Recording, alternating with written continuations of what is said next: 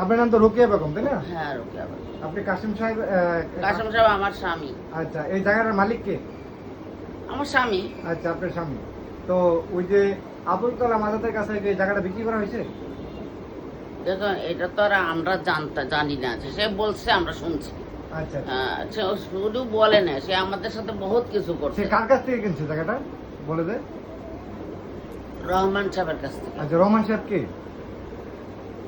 এই জায়গার মালিক ছিল, এই এলাকার সব জায়গার মালিক। হ্যাঁ, রহমান সাহেব ছিল। হ্যাঁ, তার কাছ থেকে সবাই কিনছে, তার কাছ থেকে আমরাও কিনছি। আপনারাও কিনছেন, আবুল কালাম মানে আজাদ সাহেবও কিনছে নাকি? হ্যাঁ, পরে এই 32-33 বছর পরে কিনছে আর কি। এর আগে আপনারা কিনছেন? হ্যাঁ, এখন কিনছি কি আমরা, শুনেন, আমার এটা না, শুধু ওই পাশেরটাও আমার।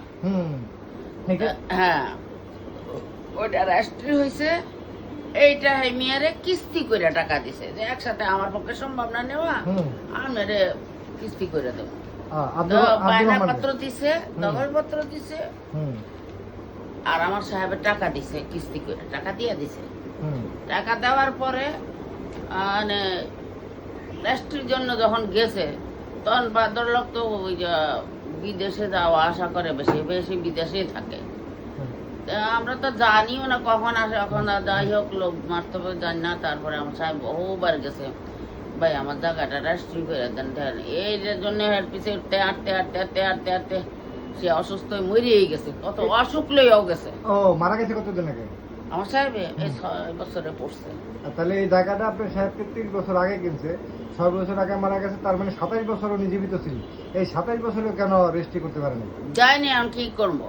সে অসুখ লেই মৃত্যুর মনে হয় কয় মাস আগেও গেছে অসুখ লইয়া। আমরাও কাছের লোক, এই 1 রোড পরে হার বাড়ি, এনে থাকতো। আচ্ছা আচ্ছা, এত জানা শুনেই কাম করছে। আচ্ছা, যখন সে জানছে যে আমার এই জায়গাটা রেজিস্ট্রি হয়নি, বাস বান্দা হ্যার সাথে হাত মিলাইয়া কেমনে কেমনে হ্যার সাথে আমার জমিটা শুনতেছি, হ্যাঁ নিয়ে নিছে। হ্যাঁ নিয়ে নিছে, আমরা জানিও না, নেওয়াই নিতেও আমাকে জানাই নাই। নেওয়ার পরে আমগরে মানে লোক মাধ্যমে জানাইতেছে যে এই জমিনকে আমি কিনছি, এটা আমার, এখন আপনারা উঠে যান। আপনি কেমনি কিনেন? আপনি এলাকার মানুষ জানেন, শুনে সব চিনেন, জানে আমাকে, আপনি এই কামটা কিভাবে করেন? আপনি আমার জিজ্ঞাসা করতেন যে এই জমিটা বিক্রি করে দিব রহমান সাহেব, আপনারা কি রাখবেন? যদি রাখেন তো রাখবেন, না রাখলে আমি নিব। কথা শেষ। না না, আপনি যদি জমির মালিক হয়ে থাকেন, আপনি আবার কেন রাখবেন জমি? রেজিস্ট্রি। হ্যাঁ, রেজিস্ট্রি। ও রেজিস্ট্রি করেন নাই? না, সেই জন্যই তো আমার সাহেব এত বড় গেছে আইছে। এখন রহমান সাহেবকে আপনাদের সাথে একটু যোগাযোগ করেন না জমি বিক্রি করার? না না। আচ্ছা, এখন যেহেতু আপনারা রেজিস্ট্রি করেন না, আরেকজনকে রেজিস্ট্রি করে দিছে, তাহলে প্রকৃত অর্থে এই জমির মালিকটা তাহলে কে হচ্ছে?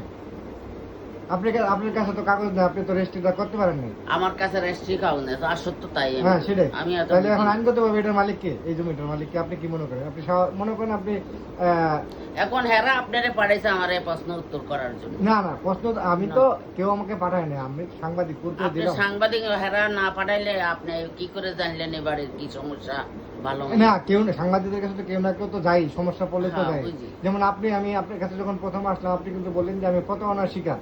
তাহলে আমি তো আপনার ওই প্রতারণার গল্পটা শোনার জন্য আসছি। জিনিসটা টাকা আমি দিছি। কত টাকা দিছিলেন আপনারা? বাড়ির টাকাই দিয়া দেই। কত টাকা দিছিলেন তখন? দিছে 32-33 বছর আগের কথা। কত টাকা দিছিলেন তখন দিছিল কত জানি, আছে কাগজে লেখা আছে, যতবার টাকা নিছে সব তো সাইন লয়ে নিয়ে এই টাকা নিছে, বা চেকের মাধ্যমে নিছে। এই টাকাগুলো তো দিছি আমরা। ওই টাকা তো দিছেন, ওই ডকুমেন্ট গুলো থাকতে দেন না? ওইটাই তো দরকার। হ্যাঁ, ওইটা তো আছেই। আপনি যে টাকা দিছেন রহমান সাহেবের কাছে, হ্যাঁ, তাহলে রহমান সাহেব আপনাদের কাছে টাকা নেওয়ার পর আরেক জায়গায় বিক্রি করে দিল, তাহলে তো এটা দায়ী রহমান সাহেব। হ্যাঁ, রহমান সাহেব। তাহলে যে রহমান সাহেবকে তো আপনি টাকা করে দিয়েছেন, ওই ডকুমেন্ট গুলো আমাকে দেন। এগুলি তো ছেলের কাছে, আমি থাকি এখানে, ছেলে থাকে আরেক বাড়িতে।